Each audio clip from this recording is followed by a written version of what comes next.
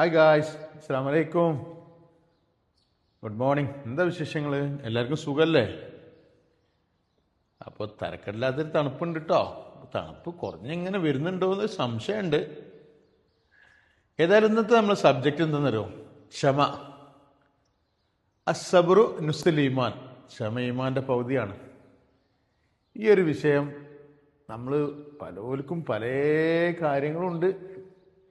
പക്ഷെ ക്ഷമ നമ്മളെടുത്ത് കുറച്ച് കമ്മിയാണ്. അത് ഈ പറയുന്നത് ഞാനടക്കം പോലും ഇട്ടോ അങ്ങനെ തന്നെ കേട്ടോ എന്ന് പറയാലോ. ചില കാര്യങ്ങളൊക്കെ നമ്മൾ നല്ലോണം ക്ഷമിക്കണം.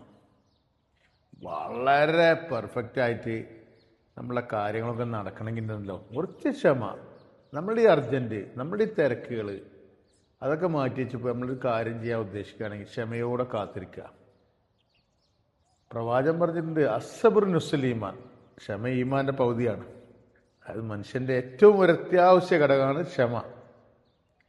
ഈ ക്ഷമ ഉണ്ടായിക്കഴിഞ്ഞാൽ നമ്മൾ ഉദ്ദേശിച്ച കാര്യങ്ങളൊക്കെ പയ്യെ പയ്യെ വന്നുകൊണ്ടിരിക്കും. അല്ലാതെ ഇതിപ്പോൾ ഞാനൊരു കാര്യം ചെയ്യാൻ ഉദ്ദേശിച്ചു, അതിന്ന് നടന്നില്ല, അതിന്ന് എനിക്ക് കിട്ടിയില്ല എന്ന് വെച്ച്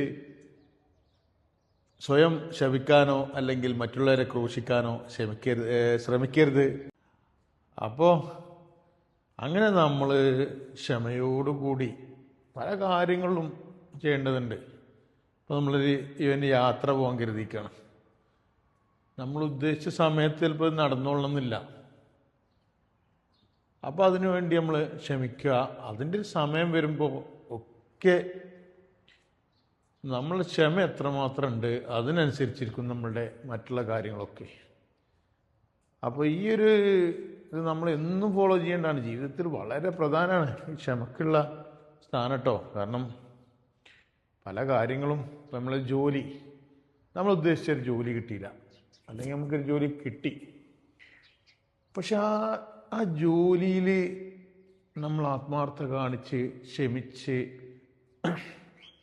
വളരെ പെർഫെക്റ്റായിട്ട് ജോലി ചെയ്ത് കാണിച്ചു കൊടുത്ത് നമ്മളൊരു ഓഫീസിൽ വർക്ക് ചെയ്യുക അല്ലെങ്കിൽ മറ്റൊരു ജോലിയാണ് എന്താണെങ്കിലും അവിടെ നമ്മളുടെ കഴിവ് തെളിയിച്ച് ക്ഷമയോടുകൂടി കാത്തിരിക്കുക. അപ്പം നമുക്ക് പടിപടിയായിട്ട് നമ്മളുടെ ഉയർച്ചയും കാര്യങ്ങളൊക്കെ ഉണ്ടാവും. അല്ല നമ്മൾ ഒരു 3-4 മാസം നോക്കി, അതെനിക്ക് പറ്റൂല കേട്ടോ, അത് കമ്മിയാണ്, അത് ശമ്പളം കമ്മിയാണ്. ക്ഷമയോടുകൂടി നിൽക്കാൻ ആർക്കും കുറച്ച് മടിയുണ്ട്. നമ്മൾ എത്രമാത്രം ക്ഷമിച്ചോ അത്രമാത്രം ഉള്ളൊരു റിസൾട്ട് നമുക്ക് കിട്ടും എന്നുള്ള കാര്യത്തിൽ യാതൊരു തർക്കമില്ല. കാര്യത്തിൽ ആ ഒരു കാര്യത്തിൽ കുറേയൊക്കെ നമ്മളുടെ അറബ്സിനെ കണ്ടുപഠിക്കണം. ഇപ്പം ഞാനിപ്പോൾ എൻ്റെ പ്രവാസ ജീവിതം തുടങ്ങിയിട്ട് 30 വർഷത്തോളമായി. നമ്മൾ പല ആളുകളായിട്ടും അറബികളായിട്ടും പല അറബ്സ്, അതായത് ഇപ്പോൾ ഈജിപ്ത്, ലെബനാൻ, ഏതൊരു കൺട്രി ആയിക്കോട്ടെ, അവരൊക്കെ ഒരു കാര്യം ഇപ്പോൾ ഇന്ന് കിട്ടിയില്ല, അല്ലെങ്കിൽ കിട്ടി, അല്ലെങ്കിൽ സംഭവിച്ചില്ല, അതിനൊക്കെ പോസിറ്റീവായിട്ടെടുത്ത് അടുത്തൊരു സമയത്തത് കിട്ടും എന്നുള്ളൊരു പ്രതീക്ഷയോട് കൂടിയിട്ട് നിൽക്കുന്ന ഒരുപാട് കാര്യങ്ങൾ നമ്മളൊക്കെ കണ്ടിട്ടുണ്ട്. അപ്പോൾ ഏതായാലും ഇന്നത്തെ ഈ ഒരു വിഷയവുമായി സംസാരിച്ച് ബന്ധപ്പെട്ട് എനിക്ക് പറയാനുള്ളത് ഈ കാര്യങ്ങളൊക്കെയാണ്. നിങ്ങൾക്കും നിങ്ങളുടെ ഒരുപാട് അനുഭവങ്ങളുണ്ടാവും. എൻ്റെ തന്നെ ഒരുപാട് അനുഭവങ്ങളുണ്ട്. ഞാനും തന്നെ ചില സമയങ്ങളിൽ ക്ഷമ കിട്ടാറില്ല, ക്ഷമ ഉണ്ടാകാറില്ല. അതൊക്കെ ഒരു മൈനസാണ്. ക്ഷമയോടുകൂടി കാത്തിരിക്കുക. അത് ഞാൻ എൻ്റെ കാര്യം തന്നെ പറഞ്ഞതെന്ന് വെച്ച് കഴിഞ്ഞാൽ ഇപ്പം നമ്മുടെ കാര്യങ്ങളും അങ്ങനെ ഉണ്ടാവും. പക്ഷെ ക്ഷമയോടുകൂടി കാത്തിരിക്കണം. ഞാൻ മുമ്പ് അതിൻ്റെ പ്രവാചകൻ പറഞ്ഞ വാക്കുപോലും പറഞ്ഞു. അതാണ് നമ്മൾ ചെയ്യേണ്ടത്. അപ്പോൾ നിങ്ങളുടെ അഭിപ്രായങ്ങളും നിർദ്ദേശങ്ങളും ഒക്കെ അറിയിക്കുക. എന്താണെങ്കിലും അറിയിക്കാൻ മറക്കണ്ട കേട്ടോ.